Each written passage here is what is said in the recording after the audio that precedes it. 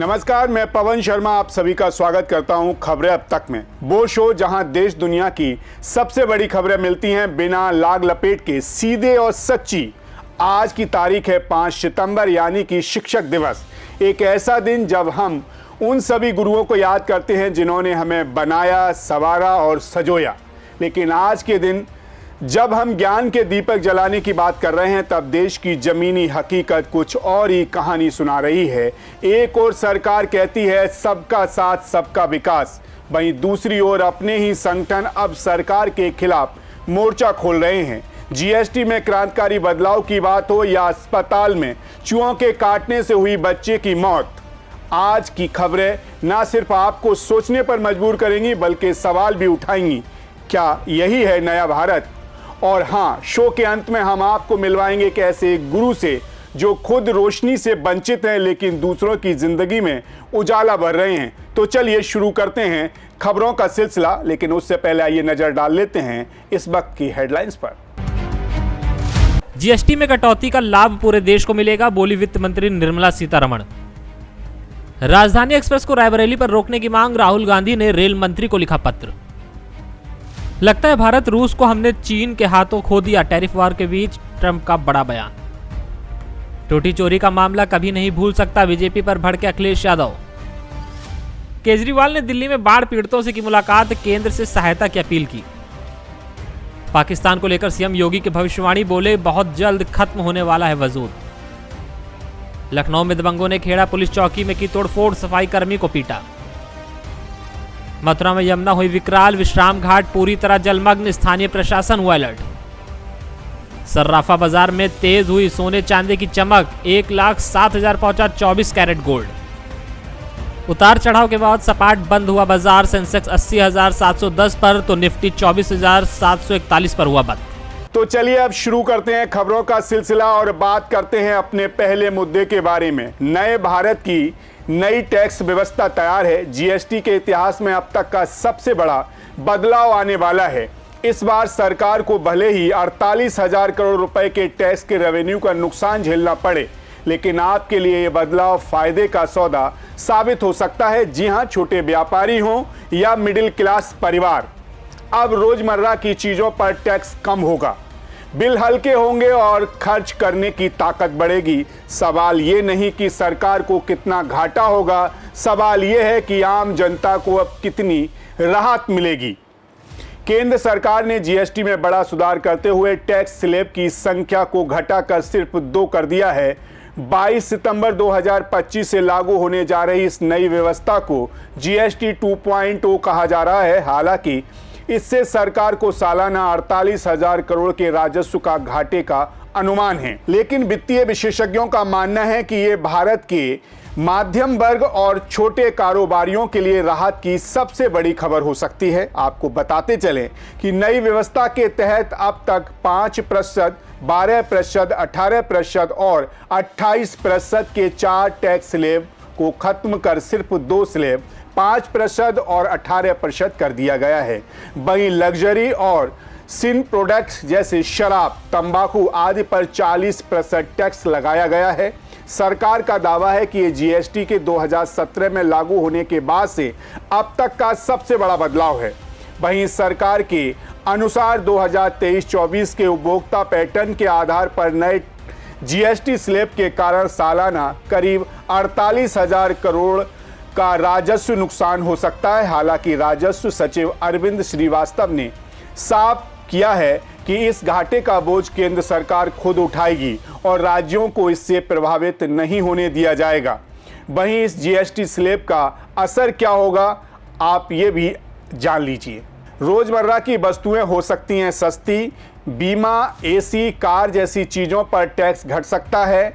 छोटे कारोबारियों के लिए अनुपालन आसान होगा, उपभोक्ताओं के पास ज्यादा पैसा होगा, इकोनॉमी को तेजी मिल सकती है। राज्य सरकारों की चिंता भी बनी हुई है।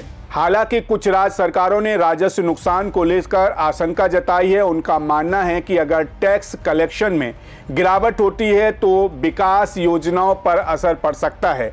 इसके जवाब में केंद्र सरकार ने कहा कि राज्यों की मुआवजे की व्यवस्था को बनाए रखा जाएगा।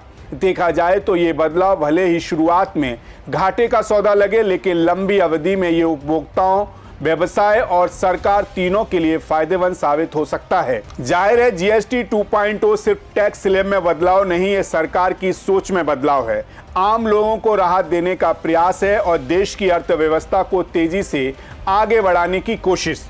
बेशक शुरुआत में घाटा दिखेगा, लेकिन अगर उपयोग बढ़ता है तो कम टैक्स रेट भी ज्यादा टैक्स रेवेन्यू ला सकते हैं।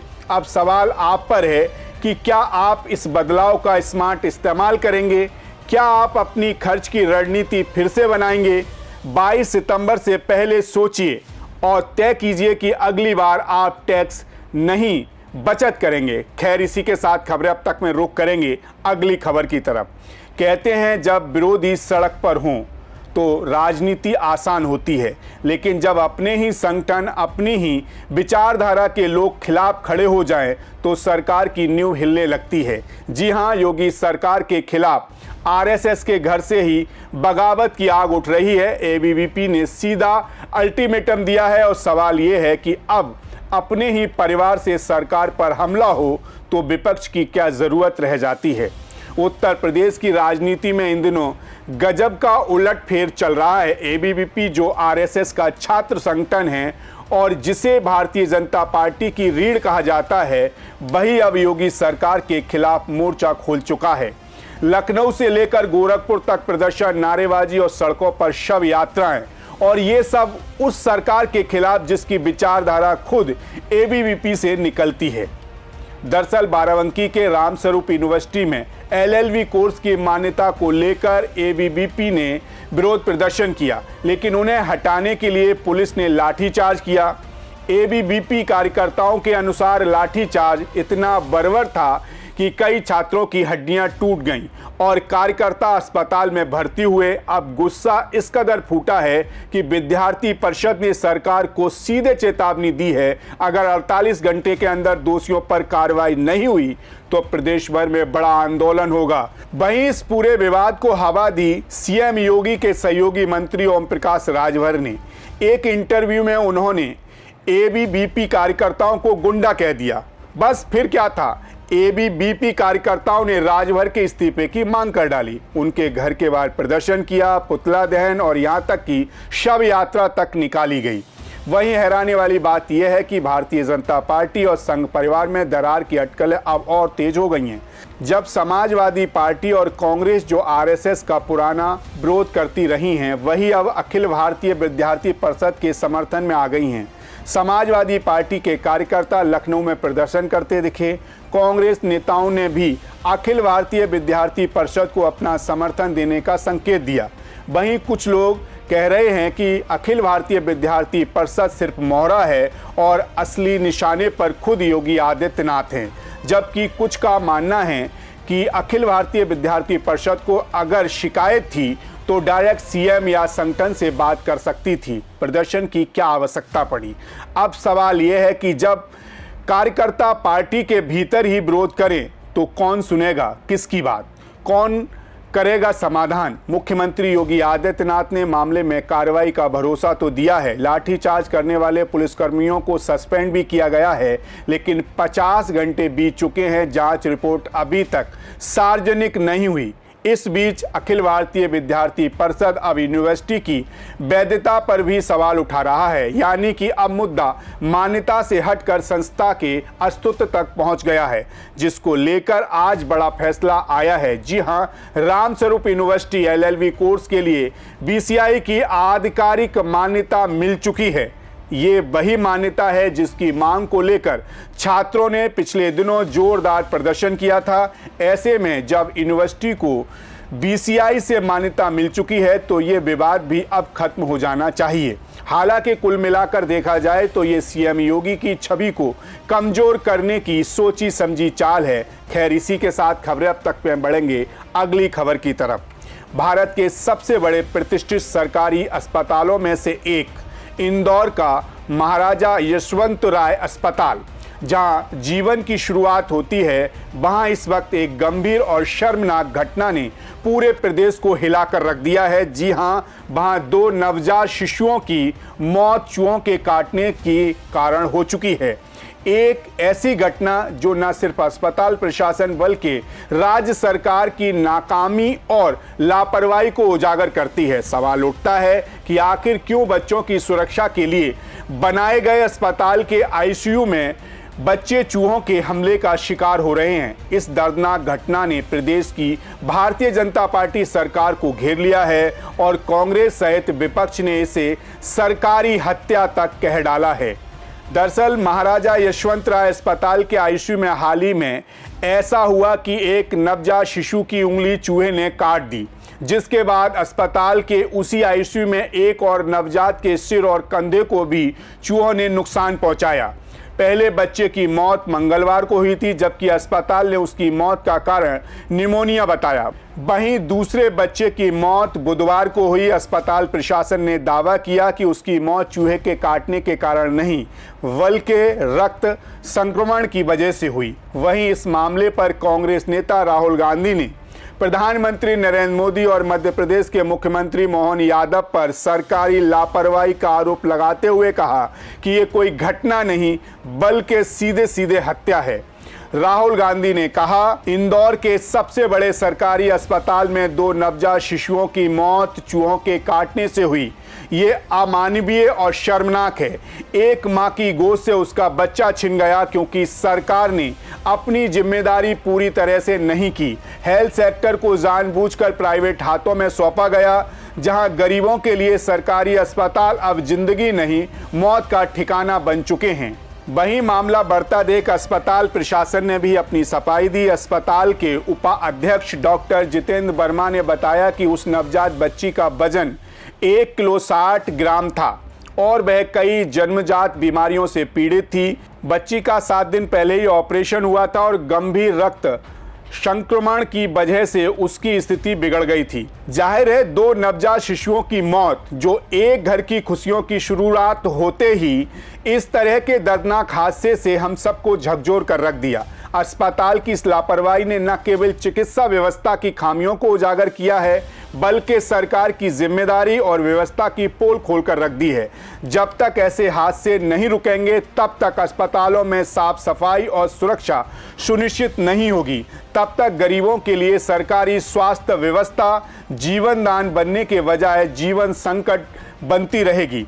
आज सवाल यही उठता है कि क्या प्रशासन और सरकार इस पर तुरंत प्रभावी कदम उठाएगी या ये सिर्फ एक खबर बनकर रह जाएगी। खैर, जाते जाते आपको एक और अहम मुद्दे से रूबरू करा देते हैं। गुरु एक ऐसा शब्द जिसमें पूरी सृष्टि का सार छुपा होता है, जो हमें अज्ञान के अंधकार से निकालकर ज्ञान के प्रकाश की ओर ले जाए। वही सच्चा शिक्षक है। आज 5 सितंबर शिक्षक दिवस के इस पावन अवसर पर हम उन सभी गुरुओं को नमन करते हैं जिन्होंने हमें सोचने, समझने और चलने की राह दिखाई। और आज हम आपको एक ऐसे ही गुरु से मिलवाने जा रहे हैं जिनके पास आंखें नहीं है लेकिन नजरिया ऐसा जो अंधेरे में भी रोशनी की राह दिखा देता है। जी हाँ, ये कहानी है प्रयागराज के राज विशिष्ट विद्यालय में पढ़ाने वाले दृष्टिहीन लेकिन दूरदर्शी शिक्षक अमित कुमार यादव की, जो खुद रोशनी से वंचित हैं लेकिन दूसरों के लिए उम्मीद की किरण बन चुके हैं। अमित यादव उत्तर प्रदेश के महाराजगंज जिले में रहते हैं। एक साधारण किसान परिवार में जन्मे अमित का बचपन भी आम बच्चों जैसा ही था। खेलना, हंसना, सपने देखना, लेकिन जीवन कब करवट ले ले कोई नहीं जानता। सिर्फ 8 साल की उम्र में उनकी आंखों की रोशनी धीरे धीरे कम होने लगी और एक दिन सब कुछ अंधकार में समा गया। खुली आंखों से देखे सपने अधूरे रह गए लेकिन हौसले न हारे, न हार मानी। उन्होंने ठान लिया अगर उनके साथ ऐसा हुआ है तो वो ऐसा और किसी के साथ नहीं होने देंगे। अपनी आंखों की रोशनी तो चली गई लेकिन ज्ञान की लौ लगातार जलती रही। 8वीं, 9वीं, 12वीं से लेकर ग्रेजुएशन और मास्टर तक उन्होंने पढ़ाई जारी रखी। हिंदी और इतिहास से डिग्रियां ली। इस दौरान उन्हें बैंक में नौकरी का मौका भी मिला लेकिन उन्होंने ये सरकारी नौकरी ठुकरा दी क्योंकि उनका सपना अब कुछ और था।